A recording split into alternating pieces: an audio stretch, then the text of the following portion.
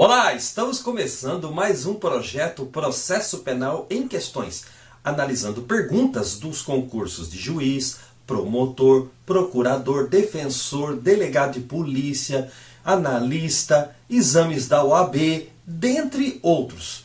O tema de hoje é provas no processo penal. Vem comigo. Primeira pergunta, caiu no concurso da PM São Paulo 2020 para Cabo PM, Banca Vunesp. Diz assim o cabeçalho da questão. Em relação à busca e apreensão, assinale a alternativa correta. Então aqui o primeiro ponto, nós queremos a alternativa correta. A busca domiciliar, isso aqui é um ponto importante, e a busca pessoal, então outro ponto importante, deverão ser precedidas da expedição de mandado. Bem, olha só aqui um outro ponto para destacar, o deverão. O que ocorre com relação a essa afirmação da letra A?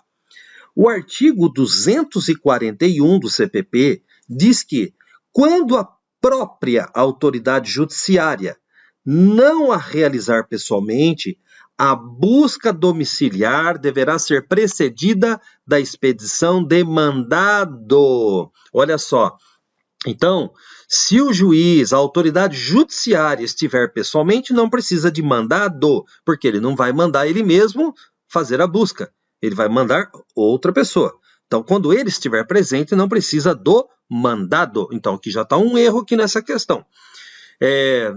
Agora, se o juiz não estiver junto, precisa do mandado. Outra questão, fala em busca domiciliar e busca pessoal. Na busca pessoal, guarda o que eu vou falar agora, você precisa de fundadas suspeitas e não precisa de mandado. Então, mais um erro. Não precisa de mandado porque é busca pessoal e precisa do quê? Fundadas suspeitas. E na busca domiciliar, precisa de fundadas razões. E aí depende de mandado, a não ser que o juiz esteja pessoalmente ali fazendo a busca. Isso se chama cláusula de reserva, ou seja, só o juiz pode determinar a expedição de mandado de busca e apreensão. Outra questão, outra situação é o seguinte, o artigo 244 do CPP diz que a busca pessoal independerá de mandado, olha só. Então, mais um motivo para descartar letra A. Então, a busca pessoal independerá de mandado no caso de prisão ou quando houver fundada suspeita de que a pessoa esteja na posse de arma proibida ou de objetos ou papéis que constituam corpo de delito, ou quando a medida for determinada no curso de busca domiciliar. Então, a busca pessoal, o que vai poder fazer? Ela envolve uma busca nas vestes da pessoa, nos demais objetos que estão em poder dessa pessoa revistada, por exemplo, malas, mochilas, automóveis, e é dispensável a expedição de mandado de busca e apreensão pessoal. E precisa do quê? Fundadas suspeitas daquele indivíduo estar, por exemplo, com objetos, com papéis, com armas, que componham o corpo de delito. Ressaltando, busca pessoal, fundadas suspeitas, não precisa de mandado.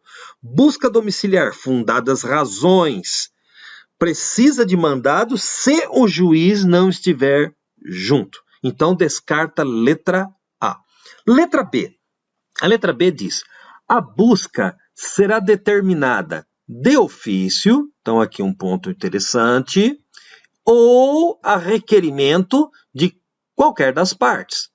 Veja bem, essa frase nós conseguimos responder pelo artigo 242 do CPP, que diz, a busca poderá ser determinada de ofício ou a requerimento de qualquer das partes. Portanto, ela está correta. Encontramos aqui, então, a questão que estava sendo exigida pela banca aqui.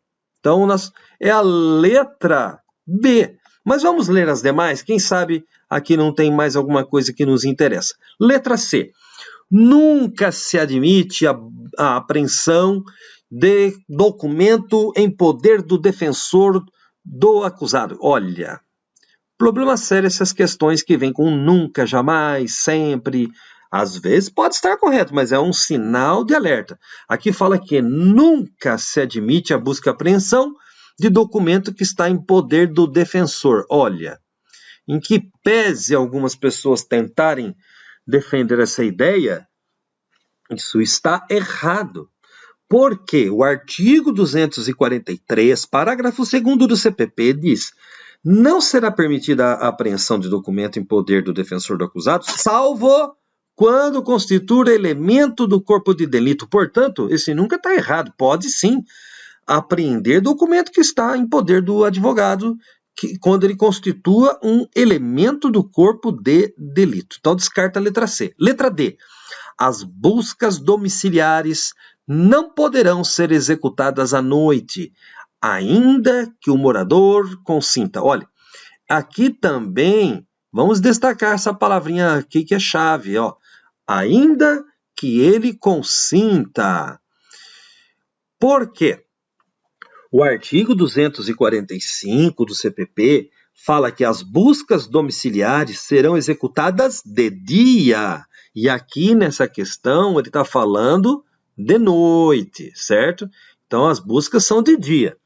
Salvo seu morador consentir que se realizem à noite. E antes de penetrarem na casa, os executores mostrarão e lerão o mandado ao morador ou a quem o represente, intimando em seguida a abrir a porta. Então, quando que faz a busca e apreensão? De dia. Pode fazer à noite? Se o morador consentir, pode. Então, descarta a letra D. A correta é a resposta de letra B de bola. Número 2. Pergunta que caiu no concurso do Ministério Público do Ceará em 2020, Banca CESP. Diz assim: Felipe foi denunciado por furto qualificado pelo rompimento de obstáculo. Durante a instrução processual, verificou-se que, sem nenhuma justificativa, embora fosse possível, o laudo pericial não havia sido realizado. Entretanto, a vítima e uma testemunha local confirmaram que uma porta havia sido arrombada no local quando do momento do furto. Bem, aqui, ele vai pedir que, considerando essa situação hipotética, devemos assinalar a alternativa correta. O que nós precisamos prestar atenção? É um furto qualificado, houve rompimento do obstáculo, e aqui, não teve nenhuma justificativa, e ainda por cima, embora fosse possível, olha que interessante, o que aconteceu? O laudo não foi realizado. Isso aqui tudo é importante. Vamos lá. Letra A. O juiz deve reconhecer a qualificadora. Opa! Aqui, já tem um erro. O juiz não deve reconhecer essa qualificadora. Ele fala, pois nesse caso existe um exame de corpo de delito indireto. Não é bem assim, não. O STJ já decidiu várias vezes, inclusive é norma expressa do CPP, que é imprescindível a realização de exame de corpo de delito e outras perícias para o reconhecimento dessa qualificadora de rompimento de obstáculo. Então, quando a infração deixar os vestígios, mesmo com declaração da vítima e testemunha, é preciso fazer a perícia. Por quê? Quando ela deixar o vestígio. Então, tratando-se de infração que deixa vestígio, imprescindível a realização do laudo. Por quê? Por expressa disposição legal.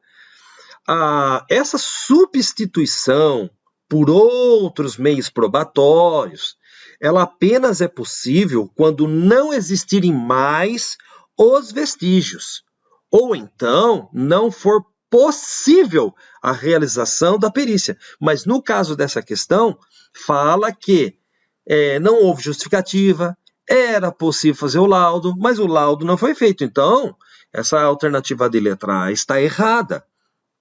Ok? Então, o que ocorre aqui também? Essa prova testemunhal que atestou o rompimento do obstáculo, se não trouxe nenhuma justificativa para a não realização da perícia, então não vai poder acontecer. Então, deixou vestígio, tem que fazer. Agora, se os vestígios desapareceram, ou tem circunstâncias que não permitem a realização da perícia, opa, aí nesse caso, sim, nós podemos ter outros elementos para comprovar o arrombamento, porque não é possível ou não tem mais os vestígios, ok? Letra B. Na letra B diz assim, o juiz não deve reconhecer a qualificadora, tendo em vista que foi injustificada a realização do laudo pericial que era viável.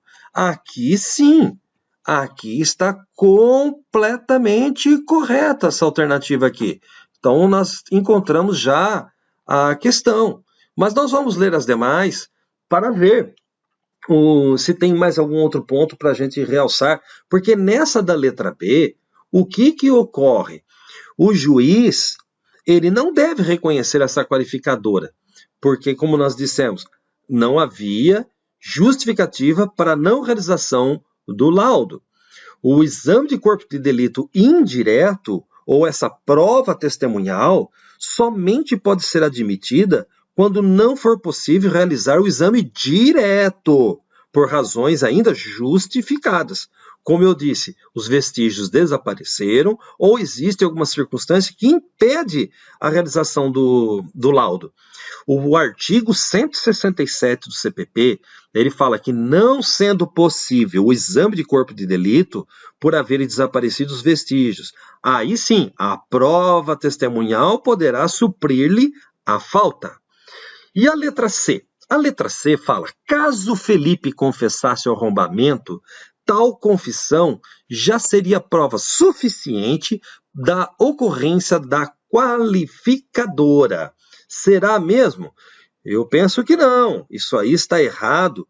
Por que está errado? Porque o artigo do CPP, de número 158, ele fala assim, que quando a infração deixar vestígios, será indispensável o exame de corpo de delito, direto ou indireto, não podendo supri-lo a confissão do acusado. Então, o artigo 158 do CPP descarta essa alternativa. Vamos agora para a letra D de dado. O fato de as vítimas terem confirmado o arrombamento supre a falta de exame pericial. Nós já vimos que não. O artigo 167, mais uma vez, ele fala, não sendo possível o exame de corpo de delito por haverem desaparecido os vestígios, a prova testemunhal poderá suprir a falta. Mas nesse caso hipotético, não tem justificativa. Então, era obrigatório fazer o laudo. Descarta a letra D de dado também. E a letra E. Caso o furto tivesse sido filmado por câmeras de segurança, tal prova não seria suficiente para caracterizar não seria suficiente para caracterizar a qualificadora de arrombamento.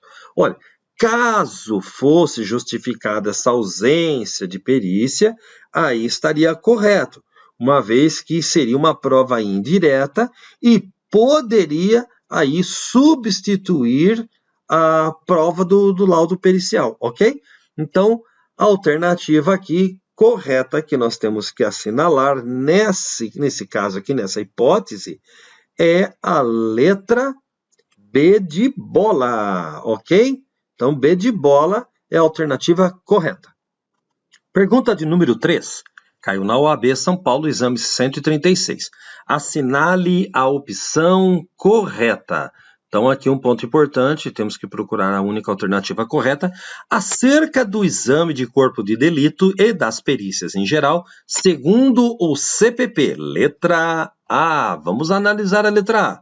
Diz assim, se a perícia requerida pelas partes não for necessária ao esclarecimento da verdade, o juiz ou autoridade policial negará a perícia, exceto na hipótese de exame de corpo de delito.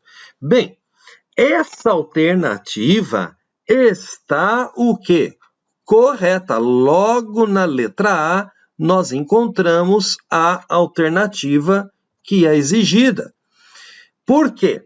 Veja bem, o artigo 184 do CPP fala, salvo o caso de exame de corpo de delito, o juiz ou a autoridade policial negará a perícia requerida pelas partes, quando não for necessária ao esclarecimento da verdade.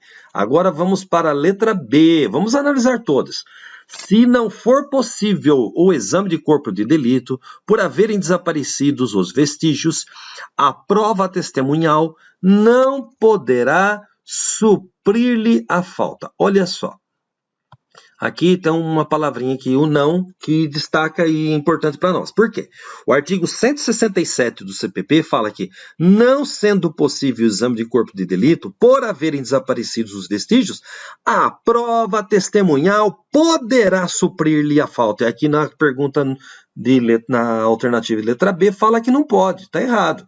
Então, letra C, o juiz ficará adstrito ao laudo. Está errado. O artigo 182 fala que o juiz não ficará adstrito ao laudo, podendo aceitá-lo ou rejeitá-lo no todo ou em parte. Por quê? Porque o juiz é o perito dos peritos. Tem até uma frase latina que é peritus peritorum. O juiz é o perito dos peritos, ele não fica vinculado a esse laudo, não. Letra B agora, vamos ver a letra B? Letra B diz assim, se a infração deixar vestígios, a confissão do acusado poderá suprir o exame de corpo de delito, direto ou indireto. O artigo 158 diz o contrário, ele fala assim, quando a infração deixar vestígios, será indispensável o exame de corpo de delito, direto ou indireto, não podendo supri-lo a confissão do acusado. Portanto, correta é a letra A. Número 4. Uma pergunta do exame da OAB de 2011, número 2011-3, da banca FGV. Diz assim, Trácio foi denunciado pela prática do delito descrito no artigo 333 do Código Penal. A peça inaugural foi recebida pelo juiz titular da Vara Única da Comarca X, que presidiu a audiência de instrução e julgamento.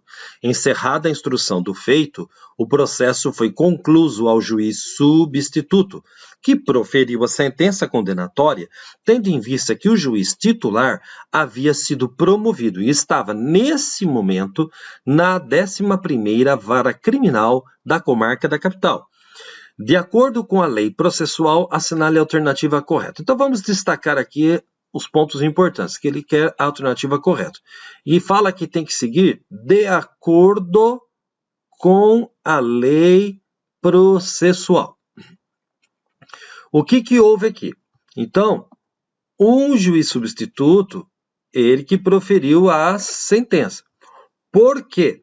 Porque o outro juiz, que era o titular, ele foi promovido e foi para outra cidade, foi para outra comarca. Isso pode acontecer? Normal. Isso está correto, é uma exceção ao princípio da identidade física do juiz. Agora, vamos analisar as alternativas e ver o que nós temos aqui. O primeiro ponto, o que seria esse artigo 333 do CP? Bem, esse artigo tem o nome iuris de corrupção ativa, que fala oferecer ou prometer vantagem devida a funcionário público para determiná-lo praticar, omitir ou retardar um ato de ofício, e dá uma pena de reclusão de 2 a 12 anos e multa.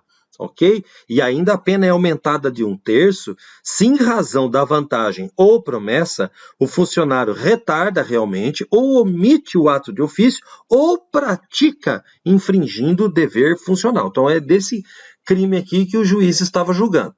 Vamos lá. Letra A.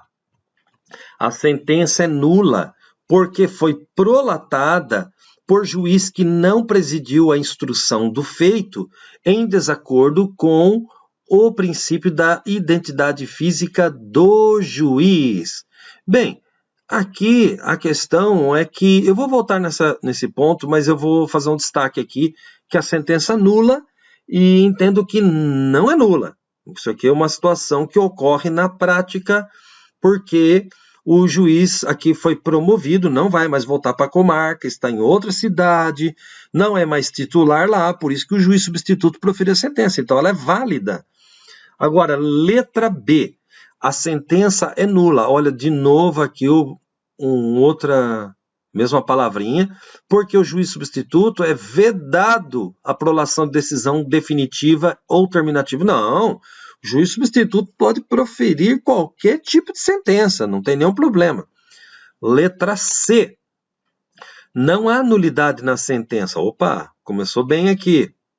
Então, não há nulidade nessa sentença, porque não se faz exigível a identidade física do juiz diante das peculiaridades narradas no enunciado. Portanto, está correto isso daqui.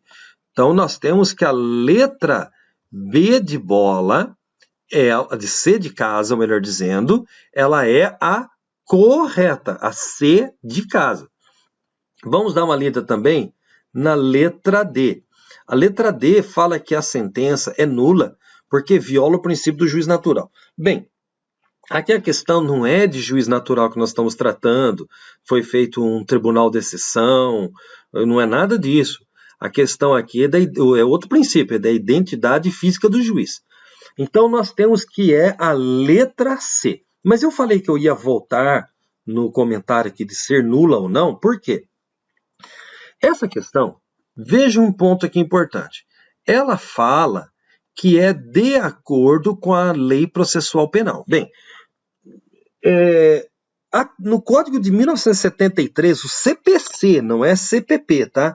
Tinha o artigo 132, que hoje não tem correspondência no Código atual, e dizia que o juiz, o titular ou substituto pode concluir a audiência, né? Quando ele concluir a audiência, ele julgará a lide, salvo se ele estiver, presta atenção, convocado, licenciado, afastado, por qualquer motivo, promovido, aposentado, casos em que passará os autos ao seu sucessor.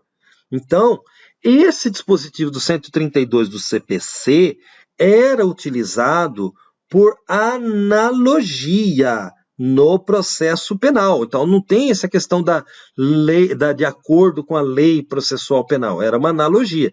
Agora, esse dispositivo ele não tem mais correspondência no CPC atual. O que utilizava antes era o artigo 3º do CPP, que era a questão de analogia, ok? No CPC de 2015, não tem. Qual foi a mancada da banca nessa alternativa aqui? Ela diz que é de acordo com a lei processual, e não é de acordo com a lei processual, é de acordo com a construção doutrinária jurisprudencial. É uma situação excepcional. Hoje, no CPP, nós temos o quê? O artigo 399 do CPP, que diz assim, que recebida a denúncia ou a queixa, o juiz designará a audiência e hora para a audiência, ordenando a intimação do acusado, do defensor, do MP, e se for o caso também do querelante e do assistente. E o parágrafo 2º, olha que interessante, o juiz que presidiu a instrução deverá proferir a sentença. Então, ele leva para a ideia da letra A. Porém, isso se você for querer procurar a questão ele fala, de acordo com a lei processual. Mas se você observar a interpretação doutrinária e jurisprudencial, e de que o juiz, quando ele tiver convocado, licenciado, afastado, aposentado, ou seja, não vai voltar para a comarca. Ah, mas vai voltar um dia, vai, se ele toma um afastamento, fica aí 1 ano, 10 anos, 5 anos, o processo vai ficar paralisado lá? Não, então vai passar para o substituto. Então, a correta é a letra C, mas com essas ressalvas que eu estou dizendo, que a banca falou que é de acordo com a lei processual penal e é de acordo com uma interpretação doutrinária e jurisprudencial, utilizando o artigo 132 do CPC, combinado com o artigo 3º do CPP, ok? Então, correto, letra C. Número 5. uma questão do direito 2020. Considerando a temática das provas e da jurisdição e competência, analise a assertiva abaixo e depois assinale correto ou incorreto. Vamos lá. Em uma determinada comarca existiam 2 juízes com a mesma competência. Isso aqui é um ponto importante. Então, tinha 2 juízes com a mesma competência, ok? Vamos já destacando. O promotor de justiça Sirius Black ofereceu denúncia nos autos 01/2020 e outra denúncia nos autos 03/2020, sendo que o primeiro caso foi encaminhado para o juiz Albus Dumbledore. Então, aqui, olha só, nós temos um caso foi para esse juiz aqui, da primeira vara criminal, certo? Então, aqui da primeira vara criminal. O segundo caso, ele foi para outra vara, foi para a juíza Dolores Umbridge, da segunda vara criminal. E foi feito o quê? Critério da distribuição, porque os 2 juízes eram da mesma competência, e feito pelo cartório distribuidor. A juíza Umbridge, que é da segunda criminal, recebeu a denúncia, determinou a citação da ré Bellatrix Lestrange, que, por sua vez, apresentou resposta à acusação. Olha, esse processo aqui andou, hein? Já o juiz Dumbledore despachou dizendo que havia conexão probatória, que é um outro ponto interessante aqui para nossa consideração. E entre os 2 casos, e por isso eles deveriam ser analisados e julgados conjuntamente, segundo o juiz Dumbledore. E considerando que a juíza Umbridge havia despachado, primeiramente, estando preventa, e aí ele encaminhou os autos 01 para que a juíza da segunda vara fizesse o julgamento conjunto. Então, o que é importante aqui? Então, despachou primeiramente e ficou preventa. Ele está falando aqui a juíza Umbridge. Por isso que ele encaminhou os 2 casos para lá. Por quê? Para que efetuasse o julgamento das 2 causas, conjuntamente. E assim ela fez. A pergunta é, isso aí está certo ou está errado? Então, quando tem 2 juízes de mesma competência na comarca, tem que fazer o quê? Distribuição, foi feito.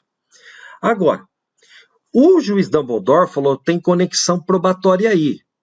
O que quer dizer? O Dumbledore disse o seguinte, ou os 2 casos, o 01 e o 03, quem julga sou eu, ou os 2 casos são julgados pela juíza Umbridge. O que não pode é separar, porque tem conexão probatória. Outra questão que ele fala, como a outra juíza despachou mais rápido, ficou preventa, o processo teve mais atos, etc., então ela está preventa, estou mandando tudo para lá. Está tudo certo. Por quê? Veja bem, nós temos no CPP critérios suplementares de competência, que são conexão e continência. E há também a competência, né, por prevenção. Havendo essa conexão ou continência, os processos julgam num só. Essas 2 ou mais infrações, que foi o caso da Bellatrix aqui, tem que julgar num só, tá certo, Dumbledore? E a Umbridge, quando aceitou, também estava certa. Essa conexão vai ocorrer quando há 2 ou mais delitos relacionados entre si no modo de execução. Isso se chama conexão material. Ou eles estão ligados entre si pelos meios de prova. Isso se chama conexão probatória, que é a questão que o juiz Dumbledore aqui falou que tinha, conexão probatória. O que vai ocorrer? Julgamento conjunto e não isoladamente. Isso se justifica, esse único julgamento, de uma vez só, porque tem essa conexão probatória. Então, essa pluralidade de infrações, elas vão ter que ser julgadas juntas, tendo unidade de agente ou pluralidade de agente, mas a pluralidade de infrações tem que ser julgadas juntas por causa da conexão probatória. exceto, né, desde que não esteja presente a questão do concurso formal, né, que eu, mencionando também para esse caso. Então, só para resumir, a resposta está correta, e a conexão vai ocorrer quando? Quando duas ou mais infrações houverem sido praticadas ao mesmo tempo, por várias pessoas reunidas, ou por várias pessoas em concurso, embora diverso o tempo e o lugar, ou por várias pessoas, umas contra as outras. Ou então, se no mesmo caso houverem sido praticadas para facilitar ou ocultar as outras, ou para conseguir impunidade ou vantagem em relação a qualquer delas. Ou, olha só o caso do probleminha aqui, quando a prova de uma infração ou de qualquer de suas circunstâncias elementares influenciar na prova da outra infração. Portanto, o que nós temos que fazer aqui? Ele pediu para assinalar a alternativa correta ou incorreta. Nesse caso aqui, nós temos que essa alternativa está correta. Portanto, aqui já descobrimos o resultado dessa questão. Correto. Número 6, do direito, essa questão 2020, uma questão adaptada. Prova é o conjunto de atos praticados pelas partes e por terceiros e, em alguns casos, até pelo juiz, com o intuito de produzir um estado de certeza no magistrado para que este julgue o caso concreto. Considerando a temática, é correto afirmar que a prova, veja bem que aqui também ele está pedindo a alternativa correta, que é correto que a prova produzida no processo pode ser utilizada. Letra A. Somente pela parte que produziu a prova? Não, isso aí está errado. Por quê? Nós temos o princípio da comunhão dos meios de prova, ou seja, as partes e o juiz poderão utilizar as provas produzidas no processo. É através das provas no processo que é possível comprovar a existência da verdade de um fato e fazer com que isso influencie diretamente no convencimento do julgador. A prova é todo ato destinado a formar a convicção do juiz, pois é a demonstração da verdade, de uma afirmação ou de um fato. Então, o princípio da comunhão dos meios de prova, uma das partes, o juiz determina a prova, mas todo mundo pode utilizar. Então, essa aqui está errado, dizendo que somente a parte que produziu é que pode utilizar. Não é verdade isso. Letra B. Somente pelas partes, tanto pela que produziu, quanto pela parte adversária? Não, o juiz também, né? Então, isso aqui está errado. Letra C. Tanto pelo juiz quanto pelas partes? Correta essa alternativa. Então, aqui nós descobrimos que é a letra C. Agora, aqui fala a letra D. Somente pelo juiz? Não, está errado. Então, aqui quem resolve essa questão aqui é o princípio da comunhão dos meios de prova. Letra C. Questão número 7. Do direito, também 2020, adaptada. Neville Longbottom testemunhou um crime contra a dignidade sexual e constou no rol de testemunhas da denúncia elaborada pela promotora de justiça Dolores Umbridge. Todavia, Neville é uma pessoa muito tímida, extremamente envergonhada, e por isso, no momento de sua oitiva, resolve apresentar seu depoimento por escrito ao juiz Albus Dumbledore. Diante desse contexto processual, assinale a alternativa correta. Então, aqui vamos destacar que nós queremos a correta. Olha, antes de olhar as alternativas, o que ocorre aqui? O artigo 204 do CPP fala que o depoimento será prestado oralmente, não sendo permitida a testemunha trazê-lo por escrito. Então, o Neville Longbottom não pode fazer o que ele fez aqui nesse problema, que só porque ele é tímido, envergonhado, e ele apresenta por escrito. Não pode isso. Agora, não será proibida a testemunha, não será vedada, entretanto, a breve consulta a apontamentos que ele fez, mas não trazer tudo por escrito. Vamos lá. Letra A. Levando-se em consideração o princípio da celeridade processual, é possível tal procedimento sempre que o juiz autorizar. Não importa que nós estamos querendo a celeridade processual. E aí fala, então porque é mais rápido e já trouxe por escrito, fica valendo. Não, o depoimento é oral, artigo 204 CPP. Descarta essa aqui então. Letra B. O juiz somente poderá aceitar tal depoimento se notar realmente ser impossível deduzi-lo verbalmente. Não. O 204 do CPP é taxativo. Descarta essa aqui também. C. O depoimento deverá ser prestado oralmente. Tá certo. Não sendo permitida a testemunha trazê-lo por escrito. Tá certo. Não sendo vedada a breve consulta a apontamentos. Exatamente isso é o que diz o artigo 204 do CPP. Então, a alternativa correta é a letra C. E a D diz o quê? Diz que, desde que a testemunha assine embaixo do subscrito por ela, declarando solenemente em audiência que aquilo corresponde à verdade, é aceitável tal depoimento. Não. Está errado isso aí, fere o artigo 204 do CPP. Então, correta é a alternativa de letra C. Número 8. Exame da OAB 2009, segunda prova. A respeito dos meios de prova e das citações e intimações no âmbito do direito processual penal, assinale a alternativa correta. Vamos lá. Letra A. O procedimento de acariação, objeto de severas críticas, por violar o princípio da dignidade da pessoa humana, foi extinto pela recente reforma do CPP. Mentira, está errado isso aqui. O que é a acariação? Ela é um ato processual, é meio de prova, é onde existe o que? Uma confrontação entre duas ou mais pessoas, cujos depoimentos são conflitantes. Aí a autoridade competente coloca as pessoas cara a cara, frente a frente, por isso a acariação, a fim de esclarecer essas divergências que ele apontou. Então, descarta letra A. Letra B. O oficial de justiça, ao verificar que o réu se oculta para não ser citado, deve cientificar a ocorrência e proceder à citação com hora certa na forma estipulada no CPC. Está correta essa alternativa aqui de letra B de bola. Então, aqui nós encontramos a adequada, que é a letra B de bola.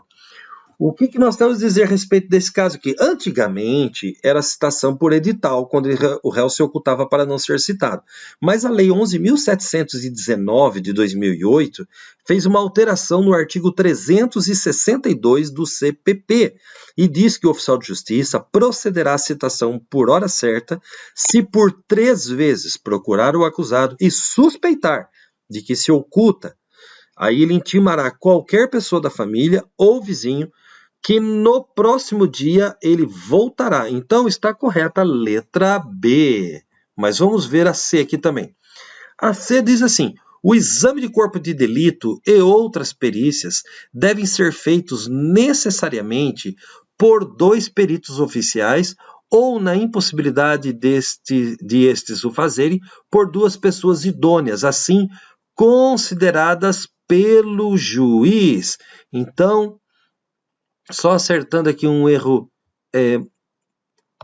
material, o que ocorre com essa letra C? O artigo 159, ele trata dessa questão aqui.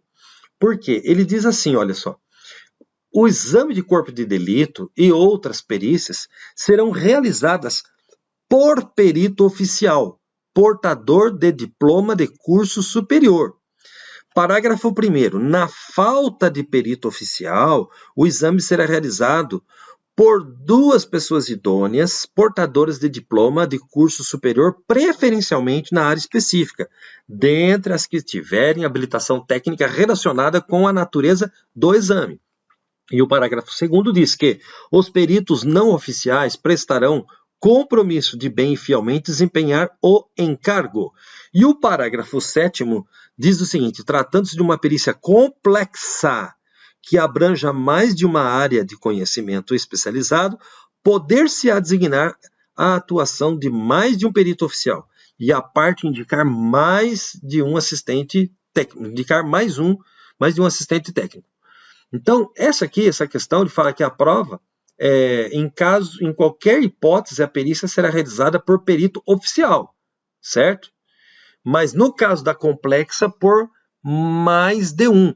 E aqui ele está falando que é necessariamente por 2 peritos, e não é verdade que é necessariamente pelos 2 peritos, é no caso da complexa, porque nessas hipóteses aí vai ser um só. E a letra B, D de dado, que nós vamos analisar também, ela diz o seguinte, que tratando-se de processo penal, tem mais um errinho aqui no concurso, né? Mas é um material só. É absoluta a nulidade de prova por falta de intimação da expedição de carta precatória para inquirição de testemunha.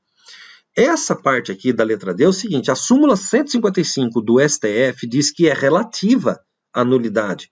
E aqui na pergunta, ele está falando diferente, ele está falando que é uma nulidade absoluta.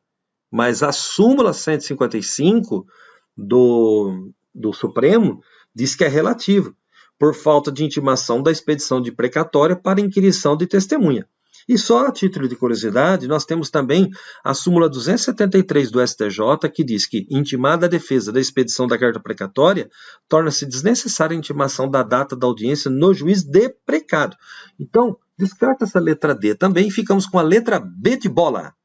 Número 9, exame da OAB 2010, segunda prova, banca FGV. Em uma briga de bar, Joaquim feriu Pedro com uma faca, causando-lhe sérias lesões no ombro direito. O promotor de justiça ofereceu denúncia contra Joaquim, imputando-lhe a prática de crime de lesão corporal grave contra Pedro, e arrolou 2 testemunhas que presenciaram o fato. A defesa, por sua vez, arrolou outras 2 testemunhas que também presenciaram o fato. Na audiência de instrução, as testemunhas de defesa afirmaram que Pedro tinha apontado uma arma de fogo para Joaquim, que, por sua vez, agrediu Pedro com a faca, apenas para desarmá-lo. Já as testemunhas de acusação disseram que não viram nenhuma arma de fogo em poder de Pedro. Nas alegações orais, o MP pediu a condenação do réu, sustentando que a legítima defesa não havia ficado provada. A defesa pediu a absolvição do réu, alegando que o mesmo agira em legítima defesa. No momento de prolatar a sentença, o juiz constatou que remanescia fundada dúvida sobre se Joaquim agrediu Pedro em situação de legítima defesa. Considerando tal narrativa, assinale a alternativa correta. Então, aqui nós temos que buscar a alternativa correta. Um ponto interessante aqui é que estão discutindo se houve ou não houve a legítima defesa. Essa aqui é a questão. Uma outra coisa importante, que fala que no momento de prolatar a sentença, o juiz constatou que remanescia o quê? Fundada dúvida. Então, essa fundada dúvida, essa parte que é importante para nós. Vamos lá começar a analisar as alternativas. Ele fala que, letra A, que o ônus de provar a situação de legítima defesa era da defesa. É verdade. Assim como o juiz não se convenceu completamente da ocorrência, ele deve condenar. Bem, aqui é o seguinte, a acusação tem o ônus de provar fatos constitutivos, que são prova do fato, prova da autoria, dos elementos subjetivos do crime, dolo, culpa, e as circunstâncias que acarretam o aumento de pena. E a defesa? A defesa não é fato constitutivo, a defesa é fato impeditivo, modificativo e extintivo. Quais são os fatos impeditivos? Inexistência material do crime, atipicidade, excludente da ilicitude e outros. Quais são os fatos modificativos? Causas de diminuição de pena, benefícios pessoais, desclassificação do crime e outros.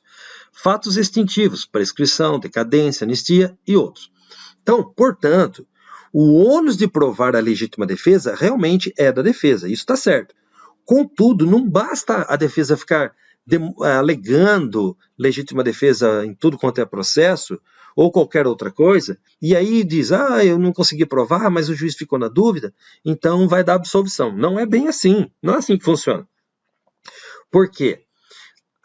O artigo 386, inciso 6 do CPP, ele fala que não é simplesmente ficar em dúvida o juiz, mas sim houver fundada dúvida sobre a existência de causa que exclua o crime ou isente o réu de pena. Portanto, está descartada a letra A. E a letra B? Bem, a letra B, ele já fala que o ônus de provar a situação de legítima defesa vai ser da acusação. Isso aqui está errado. Então, não é da acusação. Então, aqui nós já descartamos essa alternativa. Assim, como o juiz não se convenceu completamente da legítima defesa, ele deve condenar. Então, também está errado. Letra C. A letra C diz que o ônus de provar a situação de legítima defesa é da defesa, está certo. No caso, como o juiz ficou em dúvida sobre a ocorrência de legítima defesa, ele deve absolver. Essa alternativa aqui, ela está correta. Então, nós podemos aqui assinalar essa como alternativa correta. Por quê? Como nós estávamos dizendo, veja bem, se você observar outros artigos aqui do CPP, eu já citei esses da letra A, mas, por exemplo, no caso da letra B, por que está incorreto? Porque o ônus de provar é da legítima defesa, não é da acusação, é da defesa. O 156 do CPP fala que a prova da alegação incumbe a quem fizer, sendo, porém, facultado o juiz daí de ofício, em alguns casos aqui que não é a hipótese do problema. E o 386, que é o caso da letra C, no inciso 6, fala que o juiz absolve se existirem circunstâncias que excluam o crime, isento o réu de pena, ou mesmo houver fundada dúvida sobre sua existência. Aí tudo bem. Agora, na letra D, ele fala que permanecendo qualquer dúvida no espírito do juiz, ele deve ficar impedido, ele fica impedido de proferir a sentença. Olha, isso aqui não tem nada a ver, está errado isso. Porque, continuando aqui, a lei obriga o juiz a esgotar todas as diligências que estiverem ao seu alcance para dirimir dúvidas sobre a nulidade, sob pena de nulidade da sentença que vier a ser prolatada. Aplica-se ao juiz o princípio do non licet, ou seja, ele não pode se isentar de decidir. Ele tem que dar o jeito e prolatar a sentença. Então, ele não pode se recusar. Por exemplo, um médico pode falar, não é minha especialidade, ou é minha especialidade, mas eu não vou atender esse caso, e passar para outro. Um engenheiro fala assim, eu não vou aceitar essa empreitada aqui para construir uma ponte, um prédio, uma casa, e passar para outro, mas o juiz não, o juiz é o obrigado, o caso está na mão dele, tem que proferir a decisão. Então, é proibido o non licet. Então, sobrou a letra C de casa. Número 10. Pergunta do concurso do MP do DF em 2001. Acerca da prova no processo penal, assinale a opção incorreta. Olha, aqui já mudou o objetivo da questão. Nas outras, todas estava pedindo o quê? Para acertar, para escolher a alternativa correta. Aqui, no caso, tem 3 corretas e uma incorreta. Vamos lá. Letra A. Pode o juiz, de ofício, determinar a produção de provas? Está correto.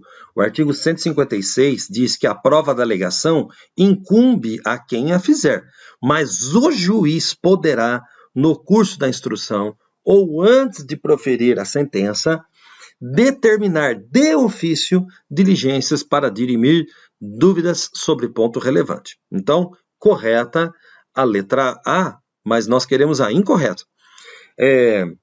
Alguns autores que são comprometidos assim com o chamado garantismo hiperbólico monocular, ou seja, um garantismo exagerado e distorcido, e é monocular porque ele enxerga só um lado. Ele enxerga só os direitos e garantias para o acusado e nada de direitos e garantias para a vítima nem para a sociedade. Ao contrário do garantismo integral, que prevê e observa direitos e garantias individuais para acusado, sim, ele tem seus direitos e garantias, mas também a vítima e a sociedade também têm. Então, esses autores mais comprometidos com o garantismo hiperbólico monocular, eles tentam de todos em seus escritos, de todas as formas, alijar o juiz das suas funções. E é muito comum você ler frases do tipo: o juiz é um mero espectador, o juiz, se quiser dirimir alguma dúvida sobre o ponto relevante, está sendo um juiz investigador, ele pode fazer dessa forma ferir o sistema acusatório, ou seja, um acusa, um defende, outro julga, e ele está sendo no sistema inquisitório. Vai vendo as distorções. Se o juiz fizer isso de ofício, ele está sendo imparcial. A pessoa já é capaz até de entrar na mente do juiz e falar que, se ele está querendo descobrir a verdade real, ele está sendo imparcial. Vai vendo o absurdo. O juiz deve ser totalmente omisso, olha só, e inerte na produção de provas. Isso são coisas, como eu falei, hiperbólicas, exageradas, distorcidas. A meu ver, são posicionamentos divorciados da ciência jurídica. São casados com um posicionamento que defendem atuações que vão além dos seus escritos, porque as pessoas escreves têm um vínculo com outras profissões. Então, para defender o seu dia a dia na lide jurídica, afirmam essas coisas dessa forma até agressiva e divorciados, como eu falei, da ciência jurídica. Isso aí não é a ciência. Além de defender esse garantismo distorcido, que é o hiperbólico monocular. É óbvio que o juiz é o destinatário da prova, ele que vai julgar. Então, a quem interessa, vamos perguntar, a quem interessa deixar o juiz sem o correto e adequado convencimento? A quem que interessa isso? Porque é isso que estão tentando. O jurisdicionado, ele quer a solução do conflito, seja com absolvição ou condenação, mas de uma forma correta. Ele quer que o juiz busque a verdade real e não apenas se contente com a verdade formal. Assim como um médico não deve se contentar apenas com o que o paciente está relatando para ele, ele deve buscar outros elementos, fazer exame de sangue, ultrassom, raio-x, porque ele tem que tentar eliminar a doença do corpo físico. A mesma coisa ocorre com o juiz. Assim, esse juiz, que é um médico do corpo social e vai tentar eliminar a doença, que é o crime, elimina essa doença da sociedade, ele não deve se contentar apenas com esses relatos incompletos, mas ele deve buscar outros elementos para dirimir as dúvidas sobre um ponto relevante. Então, está correto sim a letra A. Agora, letra B. Quando a infração deixar vestígios, será indispensável o exame de corpo de delito, direto ou indireto. Sim, o artigo 158, que nós já até tratamos analisando outras questões, né?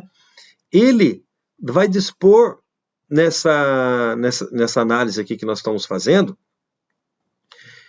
que quando a infração deixar vestígios, será indispensável o exame de corpo de delito, direto ou indireto, não havendo como supri-lo a confissão do acusado. Então, está correta a letra B de bola também.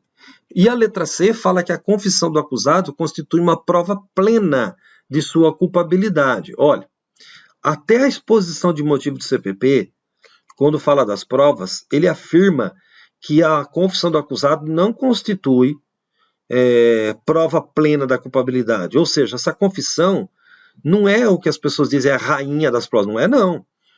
O processo, isso aí era por processo inquisitorial da época medieval. Portanto, não deve ser mais buscado a todo custo a que o réu confesse. Porque isso aí tem uma questão relativa e não goza de maior valor que as outras provas. Portanto, está errada essa alternativa de letra C. Então, aqui nós já temos. Mas vamos analisar a letra D também. O princípio da liberdade probatória não é absoluto. Veja, o princípio da liberdade de provas, ele é derivado do princípio da verdade real. Ou seja, da verdade que ele não é absoluto, já que há limites na prova. Nem tudo pode ser provado. Nem tudo que é útil para a descoberta da verdade está amparado no direito vigente. Ou seja, nem todas as provas possuem licitude. Então, quando ele fala aqui na letra D que o princípio da liberdade probatória não é absoluto, está correto. Portanto, a incorreta é a letra C de casa. Então é isso aí, eu espero que você tenha gostado. Olha, a análise de questão é muito importante para os exames em que você for prestar. Acompanhe outros vídeos deste canal com o tema inquérito policial, princípios processuais, aplicação da lei penal no tempo e no espaço, ação penal, sujeitos processuais, jurisdição e incompetência, prisão em flagrante, prisão preventiva, prisão temporária, sentença, liberdade provisória, medidas cautelares diversas da prisão, dentre outros. Eu aguardo você. Até a próxima!